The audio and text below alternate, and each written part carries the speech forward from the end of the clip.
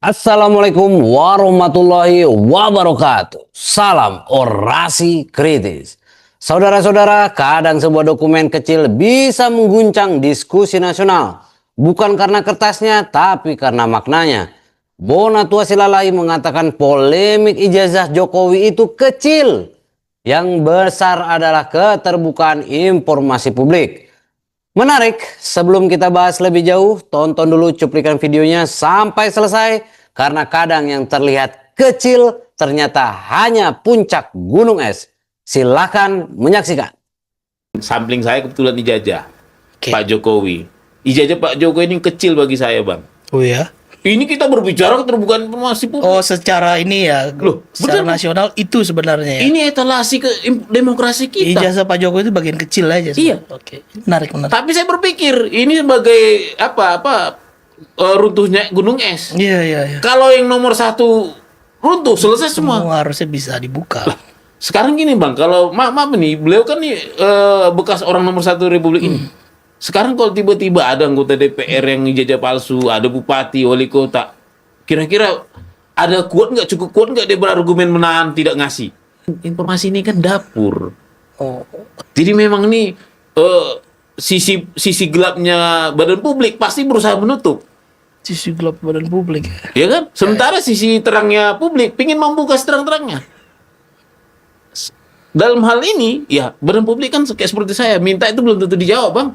Jangankan dijawab, saya yang di komisi di Kemendikbudrismen. Sebelum saya bertanya, saya harus tanda tangan dulu. Sebelum tanya. Iya, sebelum bertanya saya di penantangan bermaterai akan berjanji tidak akan menginformasikan kemana-mana. Ya, pertanyaannya kalau informasi publik masa nggak bisa dipublikasi? Itu soal- Sampling saya ini untuk keterbukaan informasi ini publik ini, Bang, saya tes untuk presiden, wakil presiden, menteri, komisaris BUMN. Wah. Cek ombak berat-berat ini. Karena saya pikir tadi, Bang, kalau ini runtuh selesai ini semua. Loh, kalau seseorang yang berani mempublikkan diri menjadi pejabat publik, Udah masuk milik publik dong. jangan bicara privasi, Iya. ya kan? Saya setuju itu. Jangan Iya, bicara Bang. privasi. Loh. Judul aja udah pejabat publik ya. Iya, jangan bicara rahasia-rahasia segala. Iya. Ingat, pejabat publik itu dia memperoleh kemewahan karena kita kehilangan hak kita. Kita membayar pajak untuk dia, Iya. ya kan? Betul. Mengapa dia lebih khusus daripada kita? Ya, ini mah. Seakan-akan kita memilih presiden untuk ngangkat jadi raja. Hipotesis saya adalah ijazah tidak ada. Kenapa hipotesis harus begitu? Karena memang maaf, Bang, ya, jadi kelamin penelitian harus ada supaya jelas apa yang mau dicari. Di TV sebelah, Bang, tahun 2017 Oke. ada suatu acara Ya. kesaksian pelaku pembuat ijazah palsu di Pramuka. Iya, oke, Jakarta. Dihadiri Menteri Ristek, dihadiri komisioner KPU. Waktu itu ya, oke.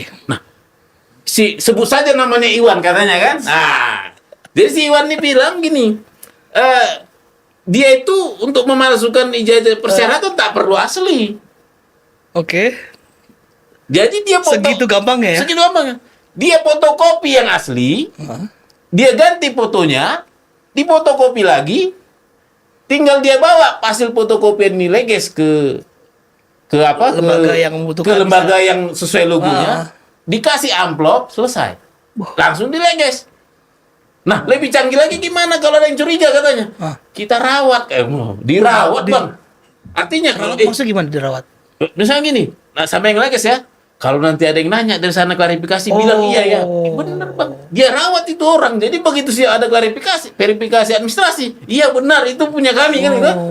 Jangan-jangan bukan orang administrasi, rektornya juga dirawat, tergantung jabatannya. Baik, itu cuplikannya. Bonatua tidak hanya bicara soal ijazah, ia bicara soal demokrasi, soal pejabat publik, soal hak rakyat atas informasi. Mari kita kupas dengan kepala dingin dan sedikit senyum satir. Bonatua menyebut ini etalase demokrasi. Artinya begini, kalau pejabat publik tidak transparan, apa yang tersisa dari demokrasi selain baliho dan spanduk? Logikanya sederhana, kalau seseorang berani mencalonkan diri jadi presiden, menteri, gubernur, atau komisaris BUMN, maka ia sudah masuk ke ruang publik. Masuk ruang publik itu seperti masuk panggung. Begitu naik panggung, lampu sorot menyala. Tapi kadang yang terjadi justru sebaliknya. Lampunya dimatikan, tirai ditutup, lalu disebut ini privasi. Satirenya di situ. Pejabat publik memperoleh fasilitas dari pajak rakyat. Tapi ketika rakyat bertanya, jawabannya sering rahasia.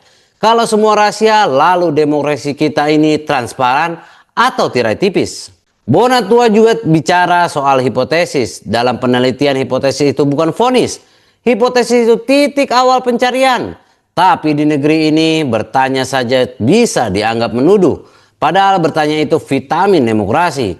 Yang menarik lagi, ia menyinggung fenomena pemalsuan ijazah yang pernah terungkap di televisi. Narasinya bukan menuduh, tapi mengingatkan bahwa sistem bisa saja punya celah. Dan kalau sistem punya celah, tugas publik adalah memastikan celah itu ditutup, bukan malah menutup pertanyaannya. Kalau pejabat publik lebih kebal informasi daripada rakyat biasa, kita sedang memilih pemimpin atau mengangkat raja. Demokrasi itu bukan soal 5 tahun sekali mencoblos. Demokrasi itu soal keberanian membuka data ketika diminta. Kalau data publik sulit diakses, yang subur bukan kepercayaan, yang subur adalah spekulasi. Saudara-saudara, isu ini bukan soal satu nama, bukan soal satu dokumen, ini soal prinsip. Apakah pejabat publik benar-benar milik publik atau hanya milik sistem? Bonatua menyebut ini gunung es. Kalau puncaknya saja bisa diperdebatkan, bayangkan apa yang ada di bawahnya. Saya pamit, tetap kritis, tetap waras, dan ingat demokrasi bukan hanya soal memilih, tapi juga soal berani membuka. Sampai jumpa di episode berikutnya bersama Orasi Kritis.